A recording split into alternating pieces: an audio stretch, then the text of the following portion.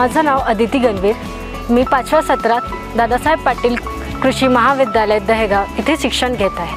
महाविद्यालयाची इमारत 2 मजली असून इमारतीत सर्व विषयांचा अत्याधुनिक व सुसज्ज प्रयोगशाळा उपलब्ध आहे। इथे अभ्यासासाठी ग्रंथालय उपलब्ध आहे आणि इथे सर्व प्रकारचे खेळांसाठी मैदान सुद्धा उपलब्ध आहे।